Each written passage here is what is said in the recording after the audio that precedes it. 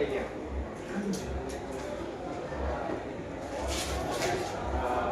Baik, assalamualaikum warahmatullahi wabarakatuh. Waalaikumsalam warahmatullahi wabarakatuh. Sebelumnya terima kasih yang mempercayai saya sebagai pembimbing. Di kesempatan ini kemarin teman-teman dari saudara A dan saudara B menunjukkan kalau kurangnya potensi diri terhadap kepribadian atau individu kita masing-masing. Nah, sebelum kita melakukan sesi counseling, selayaknya kita memperkenalkan diri terlebih dahulu. Sebelumnya ingin memperkenalkan saya Muhammad Andi Chandra. Teman-teman bisa manggil aku Andi. Kalau masnya nama siapa? Perkenalkan, nama saya Kuncaros.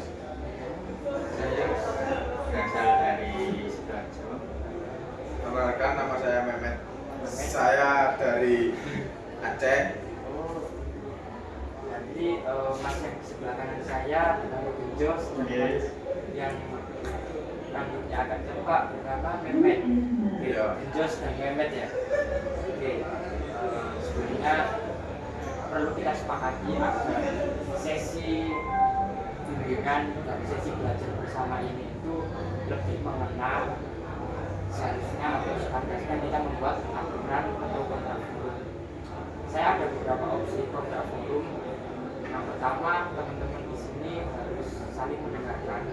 Jika ada berbicara, satu berbicara semua berdiam dan terus ada aturan yang kedua, yakni teman-teman tidak boleh melakukan kegiatan-kegiatan yang berunsur negatif seperti merokok dan lain-lain. Mungkin kontrak forum kita agar kita terbebas mengungkapkan suatu ekspresi, manakala itu nggak usah ribet-ribet, kita buat yang simpel aja. Gimana? Dua usulan kontrak forum tadi apakah bisa disepakati bersama atau ada tambahan kontrak forum yang lain? Bisa disepakati, aku rasa bisa disepakati bersama. Baiklah, kita akan membahas mengenai motivasi minat belajar individu. Gimana di sini itu minat seseorang itu tergantung dari tergantung dari gen atau keturunan dan juga lingkungannya. Gen seorang individu itu menurun dari orang tuanya. Jika orang tuanya dahulu itu memiliki rasa atau kepribadian yang malas atau apapun itu yang kesannya negatif terhadap pembelajaran suatu individu, itu kurang atau banyaknya itu pasti akan menurun ke anaknya. Nah, kenapa itu untuk faktor yang pertama ada, dan terus ada faktor yang kedua yakni lingkungan. Yang lingkungan ini, jika gen kita itu terlalu bisa dibilang baik, itu bisa saja jika kita meneruskan dengan lingkungan yang baik maka akan menjadi baik pula. Tapi jika gen kita itu baik kemudian ketemu lingkungan yang buruk, itu bisa merubah sifat gen ini, karena sejatinya gen itu hanya berpengaruh sebanyak 30% terhadap kepribadian dan kemajuan belajar seorang individu.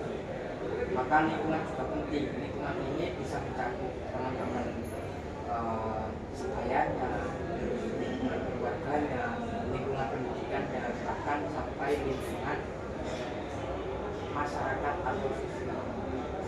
Kadang kita juga perlu meningkatkan atau memilah lingkungan mana yang baik untuk kita jalan bersama, terus kita akui setiap hari. Saya ikut bersama. Dan bentar, sebelumnya aku menyimak teman-teman forum di sini itu agak kurang luas teman-teman. Kayak mungkin perlu suatu energi tambahan. Aku ada sedikit tebak-tebakan. Untuk mencarikan suasana kita bersama. Yang pertama nih, Aku ada tebak-tebakan gini. Kalau enggak, kenapa ginjal itu ada dua? Teman-teman tahu nggak kenapa ginjal itu ada dua? Kalau satu manusia tidak bisa hidup normal. Wih, terus memang nggak salah. Tapi ada jawaban yang nggak salah juga dari dia. Gimana? Kenapa ginjal itu dua? Karena kalau ganjil itu satu. Hahaha.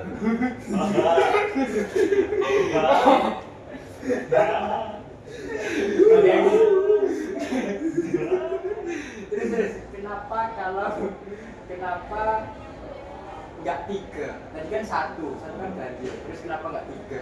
Kenapa itu mas? Kenapa? Soalnya kalau tiga itu ganjil.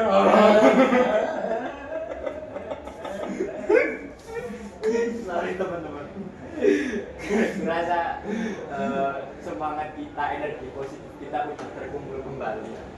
Dan aku mau menguatkan lagi kalau motivasi belajar anak-anak itu motivasi belajar individu itu bisa bergantung atau bisa disebabkan oleh dua faktor. Yang pertama tadi seperti yang saya jelaskan ada faktor genetik atau hereditas. Terus yang kedua itu ada faktor lingkungan. Keduanya ini sama-sama berpengaruh. Yang faktor genetik berpengaruh sebanyak 70%, yang lingkungan berpengaruh sebanyak 70%. Lebih baiknya jika kita gabungkan faktor-faktor tersebut, kita kolaborasikan dengan genetik dan juga lingkungan, maka akan menjadi 100% individu yang lebih baik. Sebelum saya aku rasa sebelum saya akhiri sesi bimbingan kita pada hari ini, sebelumnya aku mau bertanya apakah teman-teman ini masih ada yang dibingungkan atau enggak dari Mas Gejos dan juga Mas Mehmet, apakah masih ada yang dibingungkan lagi? Kalau saya rasa cukup sih, ya sudah mendapat inspirasi dari motivasi yang telah dipaparkan itu. Alhamdulillah. Kalau Mas Mehmet ada nggak? Ada sedikit pusing sedikit. Pusing sedikit. Kenapa ini Mas Mehmet? Semisal ini kan faktor turunan sama teman. Nah, itu kan contohnya kayak ada anak yang sering kan keluarganya suka membaca nah, anak itu malas-malasan. Nah, kan turunannya dia kan suka membaca terus. Nah, anak itu tidak pernah keluar sama temannya, kayak di kamar mulu lah. Anak itu di kamar itu tidak belajar. Nah, itu gimana itu caranya supaya bisa anak itu lebih giat belajarnya dan bisa dianggap tidak menjadi anak malas? Gini, kalau dirasa orang tua kita itu mempunyai industri yang kesannya positif di dunia pendidikan atau di dunia untuk meningkatkan kecerdasan.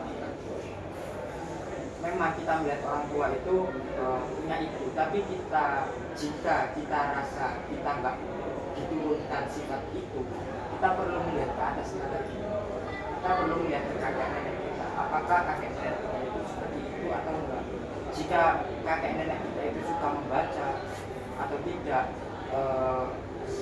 kita nggak bisa menghakimi, kita nggak bisa memaksakan sebuah kehendak kalau kita nggak dituruni sifat itu. Soalnya bisa jadi si orang tua atau si ayah itu, Mas Mehmet itu tadi, bukan berpengaruh bukan di faktor genetika, tapi di faktor lingkungannya.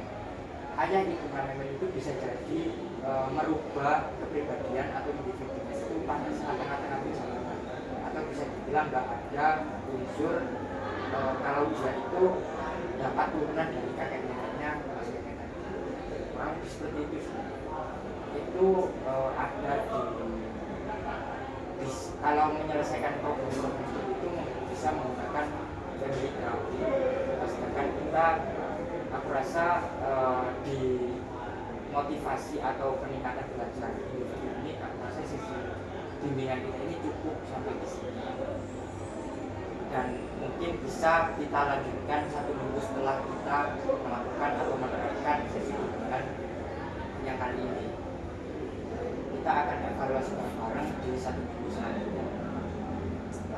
Sebelum saya akhiri, saya mengucapkan terima kasih banget kepada teman-teman yang menyempatkan waktunya untuk datang ke saya, dan juga saya mau maaf banget apabila di sesi kedua ini ada suatu kesalahan internal atau eksternal yang sengaja kurang lebihnya seperti itu. Saya ucapkan terima kasih. Assalamualaikum warahmatullahi wabarakatuh. Waalaikumsalam warahmatullahi wabarakatuh. Berapa menit, Bes? Suwe, Cuk.